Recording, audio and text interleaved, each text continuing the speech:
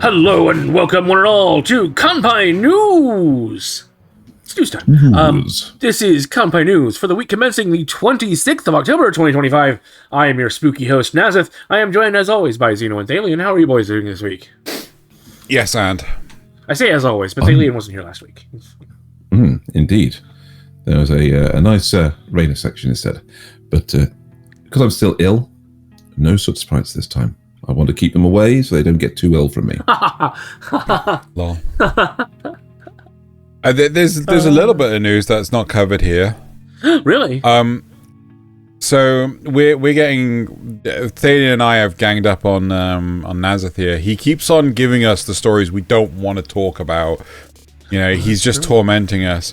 So we've taken revenge, and now we've completely randomized the order in which story sections are being read aloud, so he can't predict. So, like, all the bad news will still be up front. At the front, but yeah.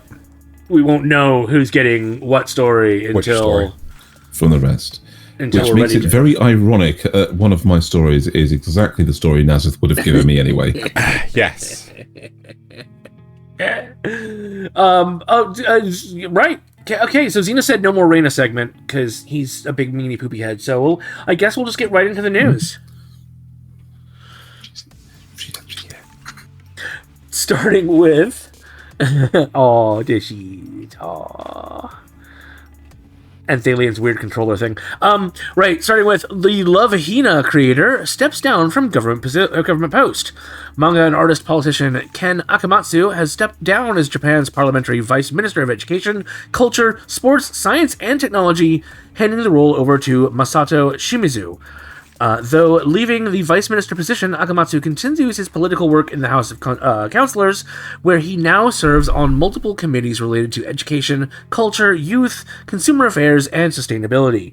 The Love Hina creator also recently marked the series' 27th anniversary, first published on October 21st, 1998. Appointed vice minister in late 2024 under Prime Minister Shigeru Ishiba's second cabinet. Akamatsu made history as Japan's first manga creator elected to the upper house and has championed issues impacting creative professionals, including opposition to Japan's freelance invoice taxation system. Didn't Japan just get a new prime minister? I swear I heard something about a new woman prime minister. But I have to wonder whether this guy actually had a thing with his mum. It's like, I want to create manga. I want to create manga. It's my whole thing. Why can't you get a nice government position? And now he's proved her wrong on both counts. Oof. He's done the manga thing and the anime thing, and now he actually got a government position. Yeah. Japan's first female prime minister, Sanae Takaichi. That is news. Moving on. Max Price, Max Payne. HBO Max has raised its subscription prices across all tiers, effective immediately. The ad-supported plan now costs $11 per month, up from $10. The ad-free plan is $18.49, $18.50, up from $17. And the premium tier jumps up to $23, up from $21. Annual subscriptions also rose to $110, $185, and $230 respectively. This marks the platform's third hike since launching in 2020 at $14.99 a month, following increase in February 2023 and June 2024. The service, home to Warner Brothers, DC, Cartoon Network, and G-Kid's entire Studio Ghibli library, is also bundled with Disney Plus and Hulu for $20 per month with ads, or $33 without. Jeez. So that's as much as I was paying for cable back in the days. Yeah. And I got way more channels. So as the sailors are going to be winning again, it seems. Yep. Right. Game over in Ikebukuro.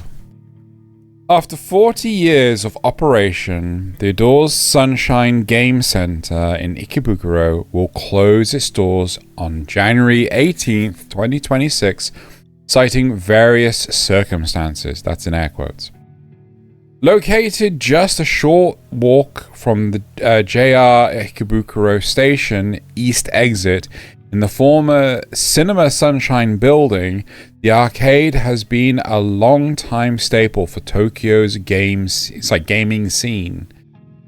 Its nearby sister location in Wako and Shibuya, plural, in Wako and Shibuya will remain open. The closure follows a broader decline in Japan's arcade industry since COVID-19, with other major spots like Sega, Ikebukuro, Gigo, Gigo, and multiple Akihabara arcades shuttering shuttering? Is that a word? Yeah. Okay. Closing down and shuttering their doors. Okay, or rebranding under Gigo and Namco in recent years. Yep. Sad to see. Great Scott! Manga legends honor Back to the Future.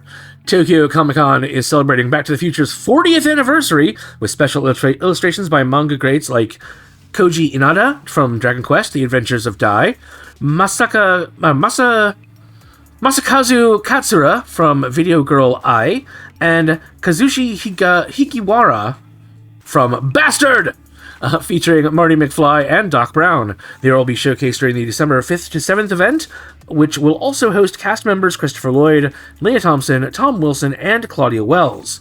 NBC Universal Japan is marketing the occasion with a set of gold Koban coins engraved with the DeLorean, priced at 528,000 yen, or about $3,500, and shipping in May 2026. The film series previously inspired a canceled 2018 manga project by One Punch Man creator Yusuke Murata. I think so those are the images. Not bad. And then if we scroll down, we got bigger ones. Interesting. Nice. You just see the classic. Oh style. my lord! Look at his chin. Oh my lord! That's incredible. That's glorious. Some very interesting takes. Yeah. Love it all. Tell you what, better than the Rick and Morty anime. And then here are the coins. There you go. Nice. Very nice. Next up, WWWatch. That's WWWave and WWWatch. OceanVeil's Retro Splash and Coolmic's Spicy Surge. The Wave Corporation made waves this week with two big moves under its expanding digital empire. Its streaming platform, OceanVeil, announced a partnership with Soft Garage to release a lineup of vintage anime from the 1990s to early 2000s, including titles like I'm Not Going Back Now, Xenogelion, Ren the Fairy Princess, and more. All available now except one. It doesn't say which one.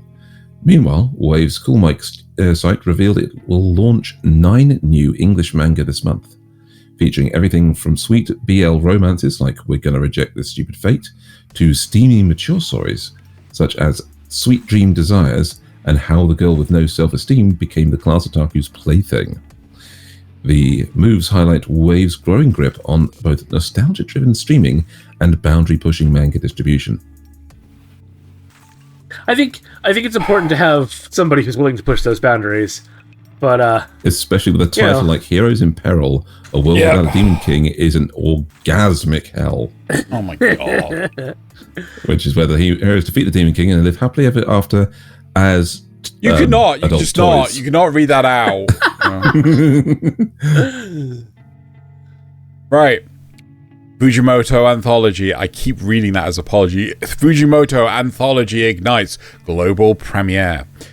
The Tatsuki Fujimoto 17 to 26 anthology anime series is gearing up for a worldwide debut on Prime Video on November 7th. The one word I couldn't read. With 8 short films exploring wildly different tones, from post-apocalyptic bonds and assassin love stories to cosmic rom-coms and mermaid romances, directed by a diverse lineup of creators, including Seishiro Nagaya, Chainsaw Man, Nobuyuki Takeuchi from Fireworks, and Kazuaki Terasawa, The Ancient Magus Bride. The anthology first premiered at the Global Stage Hollywood Film Festival on October 5th, before opening in Japan theaters on October 17th and in South Korea on October 18th. Two standout shorts, a couple clucking chickens were still kicking in the schoolyard, and Shikaku. That's just the whole name. Wait, it's schoolyard and Shikaku? So no, in the schoolyard. So that's the one name, and then it's suddenly just a one-word one called Shikaku. Oh, and Shikaku are already nominated at the Bucheon? Yep. Bucheon International Animation Festival, making a strong critical start for Fujimoto's bold cinematic experiment. Don't get me wrong, I'm not expecting them to be on the same degree as Chainsaw Man, but I am interested. Because this was his early stuff before Fire Punch and Chainsaw Man. And it's always good to see a nice little anthology series. You know, we don't get enough of those, I don't think. Agreed. Toy Titans team up for K-pop chaos.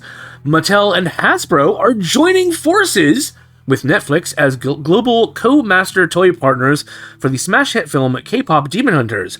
Mattel will roll out dolls, figures, and playsets, starting with a 3-pack of Rumi, Mira, and Zoe dolls on November 12th, while Hasbro handles plush, roleplay, and a Monopoly deal tie-in game launching January 1st, 2026. The partnership marks a rare truce between the rival toy giants as Netflix leans into the film's worldwide hype following its 300 million streams and record-breaking sing-along screenings. Seems like they're both going to show you how it's done. Oh my god. So that's I guess I'm that's surprised they didn't bring up actual soda pop. That's that's a thing. Look, just tell us about the Mikus. The Mikus, okay? Yes. Nice quick one. Miku meets Bikini Bottom. U2's has announced a limited edition Hatsune Miku X SpongeBob SquarePants plush. Collaboration launching October 24th at 3 p.m. Eastern District Time. Available for just 4 weeks, the collection includes the sketchy Doodle Miku and another plush inspired by SpongeBob's starfish sidekick, Patrick. Is she? Her skirt is Patrick's shorts. Shorts? Yeah, I guess. Yeah. Basically wearing his shorts as a skirt, which is interesting, but... I guess. I think Doodle Miku actually is a winner Doodle there. Miku's pretty good, yeah. Genuinely. Cool. Right. Crunchyroll takes flight with Delta. Crunchyroll is teaming... I swear we've had this story before. Crunchyroll is teaming up with Delta Airlines to bring specially curated anime to seat-back screens starting in early November, offering more than 50,000 episodes from over 2,000 titles, including Black Clover, Horimiya, and Solo Leveling. Delta Sky Miles members can favorites. also... I like Horimiya. What are you talking about? The romance. Oh, I'm sorry. I'm thinking of Suzume. Wait, no. Suzumiya. Yeah. Whichever one it is where you, one it is where you time loop. Yeah. Yeah, Haruhi Suzumiya. No. Yeah. Sorry. I'm mixing this up. Sorry. Okay, go ahead. Delta Sky Miles members can also enjoy a 24-hour free Crunchyroll trial via Delta Sync Wi-Fi on over 940 aircraft. The partnership makes another expansion for Crunchyroll, which has recently launched channels on YouTube, Primetime, Amazon Freevee, and Prime Video. The anime platform, jointly operated by Sony Pictures Entertainment And Aniplex continues to grow its global presence following Sony's $1.175 billion acquisition in 2021, and they still haven't done a theatrical release of Kobayashi's Dragon Maid, for God's sake! Poor Xeno. All right, so moving on to the last regular story of the week, Amazon manga and novel releases for October 19th to 25th. I actually checked these. They should be accurate this time. The bulk of releases were on October 21st, with some exceptions. In anime, from Crunchyroll, we have Frieren Beyond Journey's End Part 2 limited edition blue disc for $220. Fuck! Wow. Jeez! The healer who was banished from his party, is in fact the strongest Blu-ray disc for $70, and Loner Life in Another World Blu-ray disc for $70. Overlord Season 3, for some reason, on Blu-ray disc for $60, and then from Shout Studios, we actually have several, but it's only highlighted the one. I say several too. Evangelion 1.11, You Are Not Alone, Blu-ray disc for $30. Then in manga from Seven Seas, we have Machimaho, I Messed Up and Made the Wrong Person into a Magical Girl, graphic novel 13 for $14. That actually sounds kind of fun. And Ripples in the River, graphic novel 1 for $16. Kodansha USA brings us Shangri-La Frontier, graphic novel 5 for $13. You know, we'll be happy to hear that. Viz Media has Record of Ragnarok, graphic novel 16 for $15. And Square Enix manga has My Dress Up Darling, graphic novel 14 for $15. You know, we'll also be happy about that one, I'm sure. In digital manga, Seven Seas has I'm in Love with the Villainess, graphic novel 9 for $10. Kodansha USA has Medica Kuroiwa is Impervious to My Charms, graphic novel 18 for $11. And Viz Media has My Hero Academia for graphic novel 42 for $7. Is that not over yet? Jeez. That's quite possibly the last one, actually. Fair enough. Because also, graphic novel is different finished. from... that's weird. Anyway, and Tokyo Pop has My New Wife's Fake Smile, graphic novel 1 for $8. And then finally, Alphapolis. I'm going to call it Alphapolis. On October 24th, Limitless Skill Getter, graphic novels 1 through 3 for $9. In novels, Yen Press has everything. Demon Lord 2099 novel 4 for $16. Is It Wrong to Try and Pick Up Girls in a Dungeon? On the side, Sword Oratoria novel 14 for $16. The Saga of Tanya the Evil novel 14 for $16. Before the tutorial starts, A Few Things I Can Do to Keep the Bosses Alive novel 3 for $16. And then finally, Chitose is in the Ramune bottle novel 7 for $16. Digital novels, Yen Press has, again, Demon Lord 2099 novel 4 for $9. The BS Situation of Togetsu Umidori novel 3 for $9. J Novel Club has, on October 23rd, the Bladesmith's Enchanted Weapons novel 2 for $8. And Knights and Magic novel 8 for $8. That surely can't be a new one. Surely not. No, they stopped translating them for a long time. Like, there was so much more light novels that they didn't cover. Yeah. Gotcha. And then finally, Seven Seas, on October 23rd, the condemned villainess goes back in time and aims to become the ultimate villain, novel 6 for $10. And that takes us to Facts and Rumors. Into the facts and rumors. So many good ones here. So, I've got one straight off. Claymore has been removed from Crunchyroll. And this is strangely a fact. The series Claymore was listed as having been removed from Crunchyroll on October 24th, 2025, according to its Wikipedia entry. Streaming aggregator Just Watch for the UK is still listed as available on Crunchyroll, which suggests region-specific differences or delays in updating.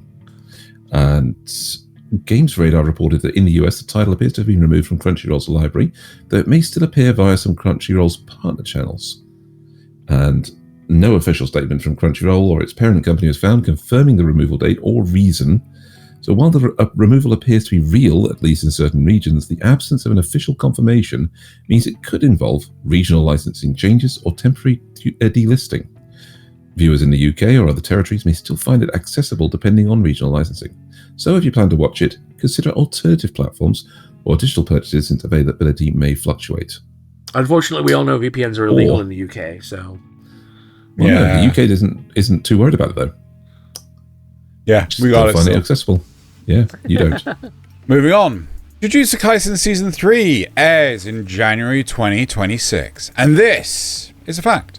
Official announcement from the product team and on Crunchyroll confirmed that Jujutsu Kaisen 3, the culling game arc, will premiere in January 2026. While the exact date in January hasn't been specified yet, multiple sources list the release window as January 2026. Additionally, a theatrical compilation film titled Jujutsu Kaisen Execution Shibuya Incident the Culling Games Begins will screen the first 2 episodes before TV/streaming debut.